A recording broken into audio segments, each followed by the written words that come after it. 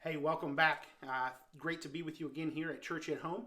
And this week we're going to be starting a new series for 5 weeks called The Good Life, where we're going to take a look at the book of Proverbs.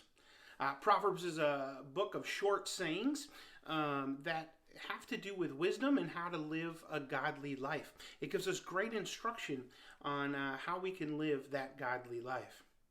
Now, with the title being The Good Life, the first question I have for you is, what do you think the good life is for you? When you hear those words, the good life, what comes to your mind? What would make you live the good life? Now, maybe it's having money. Maybe you would wish to have money. Maybe it's having all the cars that you want. Maybe it's having the right shoes. Maybe it's having all the skills and being to just hang out with your friends all the time. Maybe for some of you, the good life is sitting on the couch and just watching TV, and that's where you feel like the good life is. However, you might be getting bored of that right now. I know when I think of the good life, I think back to my summers that I got to spend in Colorado. You see, each summer I got to go on a mission trip to Colorado, and I felt like that was living my good life. I felt like what I was doing there and hanging out with students on a mission trip and getting to just hang out and live the good life. And part of the reason was because I got to live in the mountains for 2 weeks. And so I got to wake up, and I remember waking up and there'd be a field of horses, and I'd get to watch them run and look over the mountains. And I would often say in the morning, now this is the good life. And then the day would be spent chopping wood in an open field on a sunny day, and then driving a truck around and hauling logs from here or there. And, every once in a while I'd get to have a little English bulldog sit next to me in the seat. And I just really felt like those 2 weeks were me living the good life. It was a lot of work. It was a lot of activity, but it was my good life because I was in an area that I loved, and I got to do the things that I like to do and just be active and around people that I loved, and just hang out all day doing things that I enjoyed. Now, for some of us, the good life that we strive for isn't necessarily the good life that's designed for us by God. In fact, when we pursue money and possession and of things and all of that, sometimes that's not what God asks us to be about. And so we really need to take a good look at our life and say, am I living the good life that God wants me to live, or am I trying to live the good life I want to live? And those can be at opposite ends of a spectrum every once in a while. So the question is, how do we live the good life that God wants us to live? How do we make those choices? Because you see, sometimes in our life, the choices that we have to make aren't always the fun ones. Sometimes we have to not engage in something because it's not what God would want for us. And ultimately, in the end, it could bring destruction.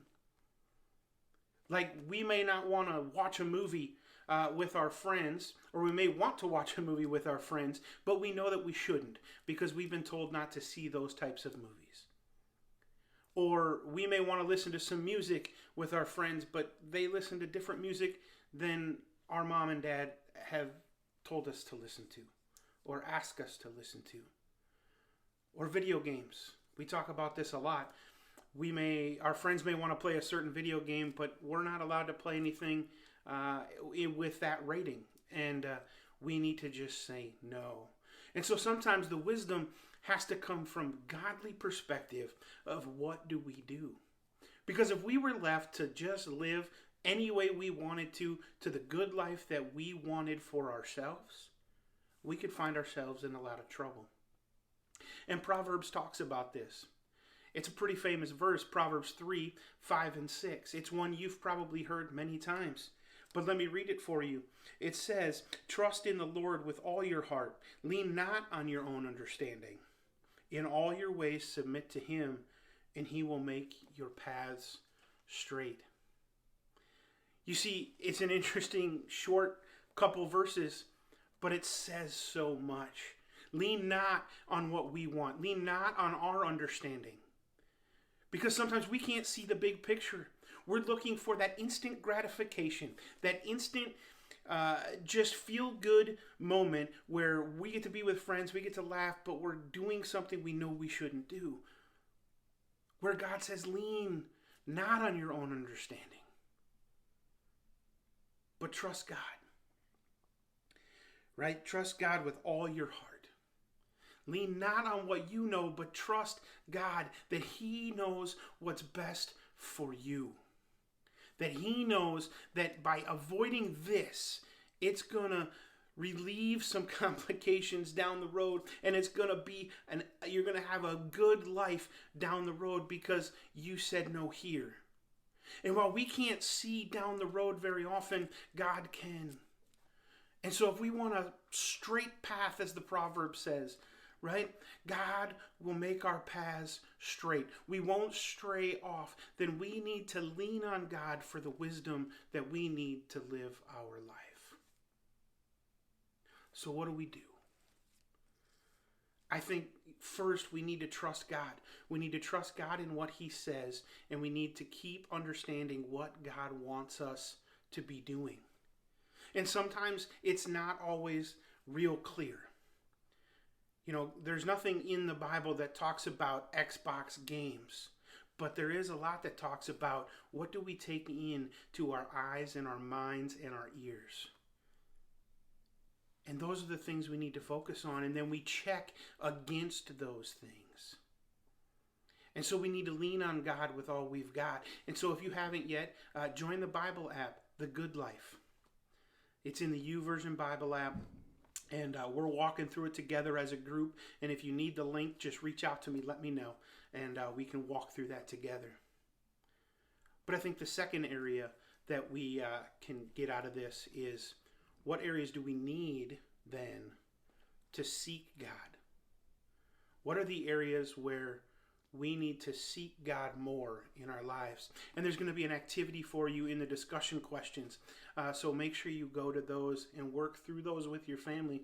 But there's going to be an activity where you're going to write down, what are 5th and 6th graders going through? Where do they need to seek wisdom in their life? And then you're going to look those up and see what the Bible has to say about those particular areas. It's been great to be with you again today. I'm excited for these next 5 weeks of walking through the good life and the book of Proverbs with you. Have a great week.